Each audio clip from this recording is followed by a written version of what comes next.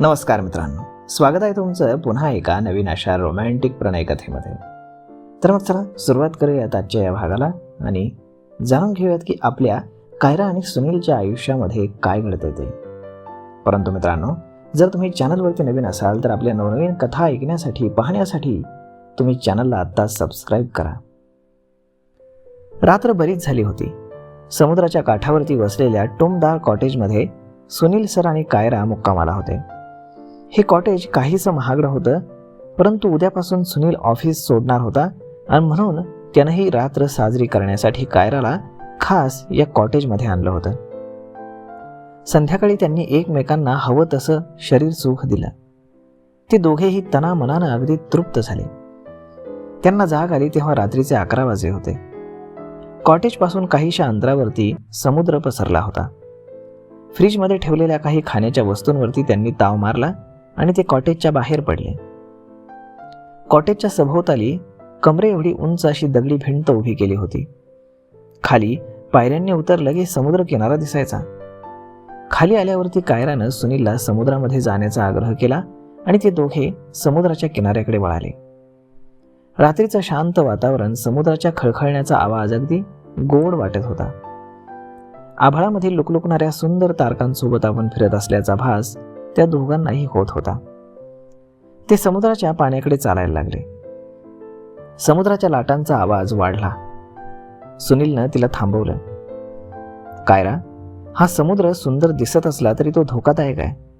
इथे गेलेले अनेक लोक बाहेर आलेच नाहीत. तू मला भीती दाखवतोयस का? नाही, मी खरं तेच सांगतोय. लाटांचा आवाज आता वाढला होता. मला पाण्यामध्ये जाऊन आनंद उपभोगायचा आहे.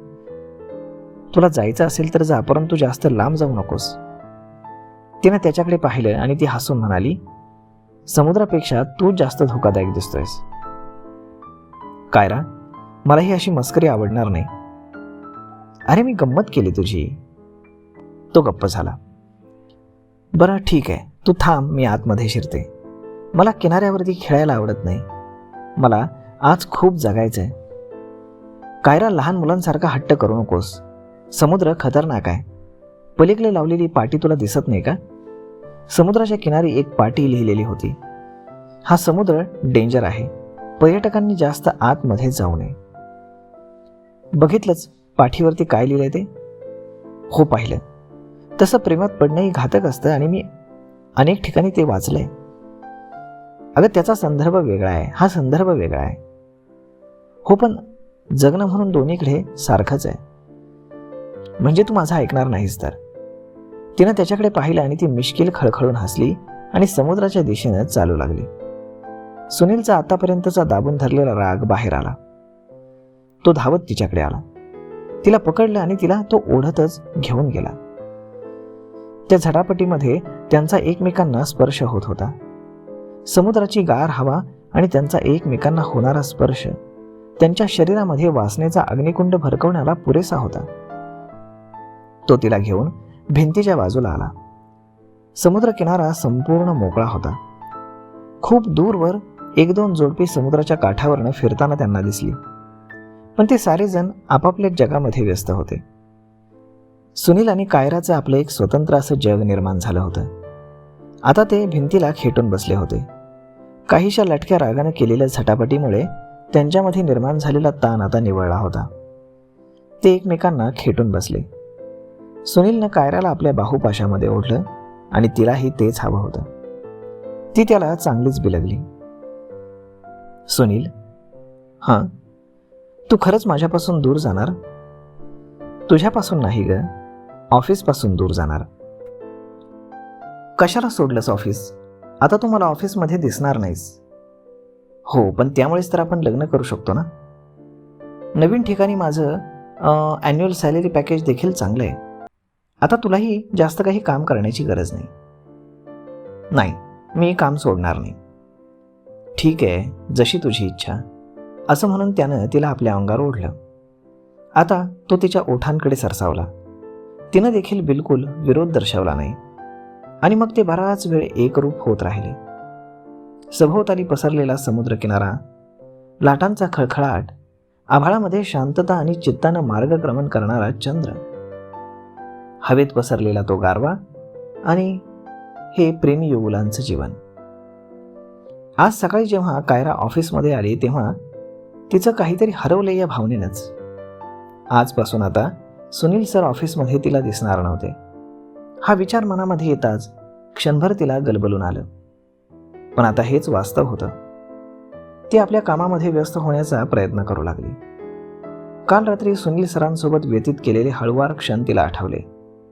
त्या सुंदर क्षणांनं तिच्या मनामध्ये कायमची एक जागा निर्माण केली होती. रात्रीचे 3 वाजेपर्यंत ते दोघेही समुद्र किनाऱ्यावरच होते. मॅडम, सरांनी तुम्हाला आत बोलावलंय. हे सखारामचं वाक्य कानावर येताच ती भानावर आली. ठीक आहे, इथे आलेच मी 5 मिनिटात, असं म्हणून तिनं आपल्या समोरचे पेपर व्यवस्थित ठेवले आणि ती सरांच्या केबिनकडे वळाली. दरवाजा ढकलून आत जाताच देशपांडे सर म्हणाले, कायरा, आज मला तुझ्याशी फार महत्त्वाचं बोलायचं आहे. ती सरांच्या समोर येऊन बसली. देशपांडे साहेब डोळ्यामध्ये पाहून बोलू लागले, कायरा, आतापर्यंत ही संपूर्ण ऑफिस सुनील सांभाळायचा. मला काहीच पाहण्याची गरज नव्हती. परंतु सुनील सर आता आपल्यासोबत नाहीत. त्यांची पोकळी आपल्याला जाणवत राहील.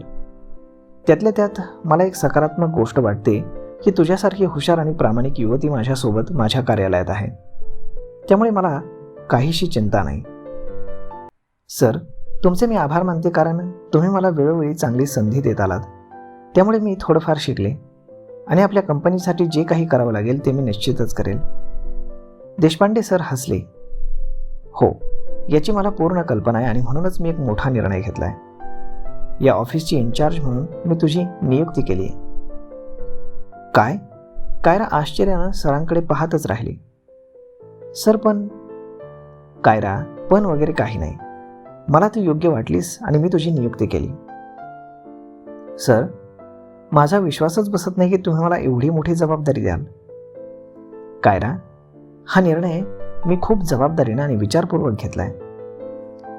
कायरा देशपांडे सरांच्या उपकारांमध्ये दबल्यासारखी झाली होती.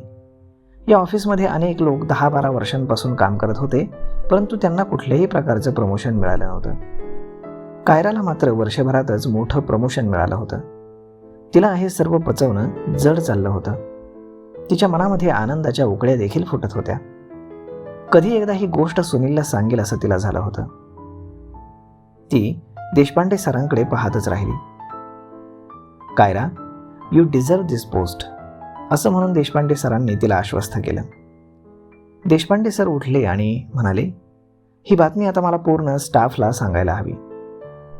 त्यांनी बेल दाबताच सखाराम हजर झाला. सखाराम, सगळ्यांना एकत्र बोलाव, मला त्यांच्याशी महत्त्वाची गोष्ट शेअर करायची आहे. येस सर, पण किती वाजता? किती वाजता काय, आत्ता लगेच? ओके सर, सांगतो. मग थोड्याच वेळात सगळा स्टाफ सरांच्या केबिनच्या बाहेर जमा झाला. सखारामने ही माहिती सरांना दिली. सर कायरासोबत केबिनच्या बाहेर आले. सगळ्या स्टाफला आता सर नेमकं काय सांगतायत हाच विचार होता. सरांनी एक नजर संपूर्ण स्टाफवर फिरवली आणि ते आपल्या नेहमीच्या स्टाईलने संथ आवाजामध्ये बोलायला लागले. मित्रांनो, आपल्या सगळ्यांच्या मेहनतीनं आणि प्रामाणिकपणामुळे आपली कंपनी खूप पुढे चालली आहे. 10-15 वर्षांमध्ये आपण अनेक बदल पाहिलेत आणि ते पचवलेत देखील. लोक आले आणि गेले, तुम्ही सारेजण मात्र टिकून आहात, याचा मला निश्चितच आनंद वाटतो. तुमच्यासाठी एक आनंदाची बातमी आहे की या महिन्यामध्ये मी तुमच्या सगळ्यांच्या पगारांमध्ये वाढ करतोय. सर्वांना आनंद झाला. ते टाळ्या वाजवू लागले. टाळ्या वाजवून थांबल्यानंतर देशपांडे सर पुढे बोलू लागले. आणखी दुसरी महत्त्वाची गोष्ट ही आहे की आपण सगळे जाणतोच की सुनील सर गेल्यामुळे आता या ऑफिसमध्ये कोणीतरी इन्चार्ज होणं, निर्णय घेणं गरजेचं आहे. आपण बाहेरच्या व्यक्तीला संधी देऊ शकतो, परंतु मला वाटतं की ते योग्य असणार नाही. त्यामुळे मी निर्णय घेतलाय की आपल्यातीलच एका व्यक्तीला या कार्यालयाचा मॅनेजर बनवून आपण संधी देऊयात. आणि ती व्यक्ती आहे. सर काही वेळ थांबले. सगळ्यांची उत्सुकता ताणली गेली आणि ती व्यक्ती आहे कायरा. कायराचं नाव ऐकताच ऑफिसमधले सगळे शांत झाले. एक सखाराम सोडला तर बाकीच्यांना आनंद झाला नव्हता. आपला पगार वाढवला त्यापेक्षा कायरा आपली हेड बनली याचं दुःख त्यांना जास्त होतं. तरीही आपल्या चेहऱ्यावरती उष्ण हास्य आणत ते म्हणाले, खूप छान निर्णय घेतलात सर तुम्ही, अभिनंदन, हार्दिक अभिनंदन, सगळे म्हणू लागले. कायरा त्यांचे चेहरे न्याहाळत होती आणि तिला जाणीव झाली होती की त्यांचे शब्द आणि त्यांचे चेहरे वेगळं बोलतायत. पण आता तिच्या हातामध्ये काहीच नव्हतं. सरांनी तिची महत्त्वाच्या पदावरती नियुक्ती केली होती. तिला ते पद जबाबदारीने सांभाळावं लागणार होतं. तिला आज कसल्याही परिस्थितीमध्ये सुनीलला भेटून हे सगळं सांगणं महत्त्वाचं वाटत होतं. अनाउन्समेंटचा कार्यक्रम संपल्यावरती प्रत्येकजण आपल्या जागेवर बसले. कायरा आपल्या फोनकडे वळाली आणि तिनं सुनील सरांचा फोन लावला.